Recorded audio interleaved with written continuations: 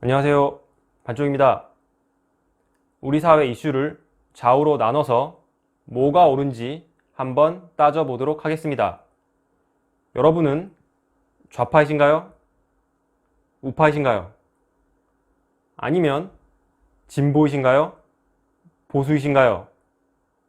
그것도 아니면 좌우 반반이신가요? 우선 용어를 정리하고 가면 좌파는 진보, 우파는 보수, 좌우 반반은 중도라고 보시면 되겠습니다. 이러면 다 같이 어울려 살면 되지 왜 꼭 이렇게 나눠야 되냐 꼭 물어보시는 분들이 계실 거예요. 근데 말이죠. 중요한 사실은요. 이렇게 나눠야만 된다는 거예요.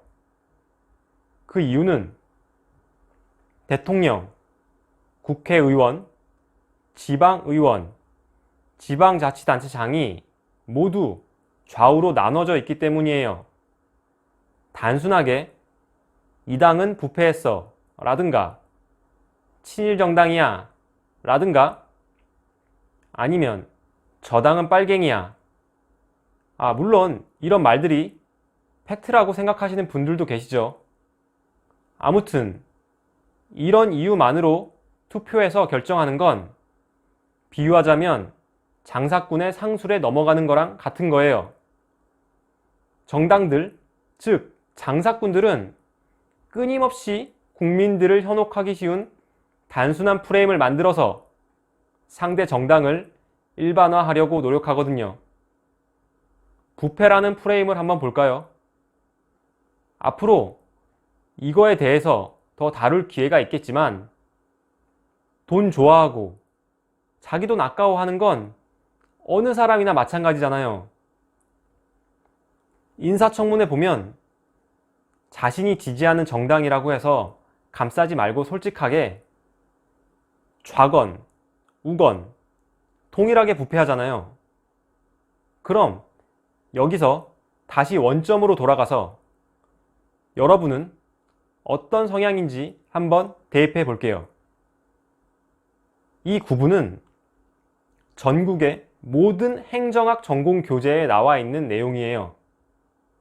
저의 주관적인 견해는 일절 없습니다.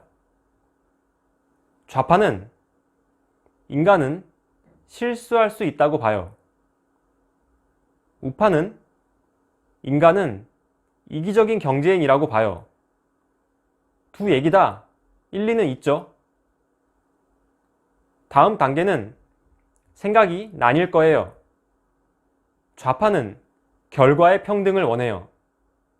그래서 정부가 세금을 걷어서 다시 배분해 주는 걸 좋아해요. 예를 들면 자본가로부터 돈을 걷어서 노동자를 위한 정책을 펼치는 경우가 있겠죠. 반대로 우파는 기회의 평등을 원해요. 정부가 나서서 이래라 저래라 하는 걸 효율적이지 않다고 보고 공정하게 기회만 주는 거죠. 21세기 지금 우리 시대에는 분배가 중요해지면서 공정하게 기회만 주는 정책은 거의 없다고 보시면 돼요. 그래도 예를 들자면 양성 채용 목표제가 적용되기는 하지만 공무원 시험, 수능 점수로 대학 가는 대입 제도가 있겠죠. 그래서 좌파는 생각의 베이스가 이렇다 보니까 정부 규제, 세금 같은 걸 태생적으로 좋아해요. 좌파 대통령이 세금 인상 없이 복지를 늘리겠다?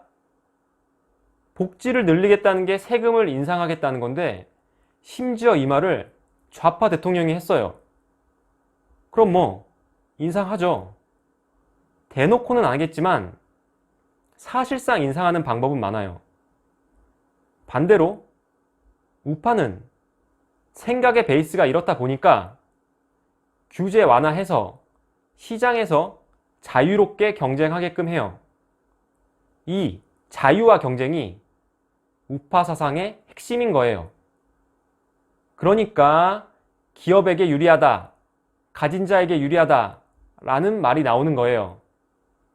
참고로 예전에 헌법 개헌 논의에서 자유라는 말을 빼자고 했어요. 단순하게 두 글자를 넣고 빼는 게 아니에요. 이 얘기는 다음에 더 하도록 할게요. 여기까지의 내용이 전공교재에 나오는 일반적인 좌파와 우파의 구분이에요. 이런 기본적인 전제가 경제, 정치에도 그대로 적용돼요. 구체적으로 우리나라의 경우를 보면 이 둘은 대외 외교 정책에도 차이가 있어요. 좌파는 중국, 북한을 상당히 좋아해요. 공통점이 자유가 부족한 나라들이죠. 우파는 미국, 일본을 좋아해요. 국민 정서상 대놓고 일본을 좋아하진 않겠지만 암튼 자유 진영의 국가들이에요. 현실에서는 당연히 교과서 내용보다 좌파와 우파의 모습이 혼합적으로 나타나요. 그 이유는 선거제도 때문인데 이 얘기도 다음에 더 해볼게요. 하지만 아무리 혼합돼서 나타난다고 해도 좌파와 우파의 본질은 지금 설명한 네 가지를 벗어나지 않아요. 자, 그럼 여기서 한 줄 요약. 나는 결과의 평등을 원할까? 기회의 평등을 원할까?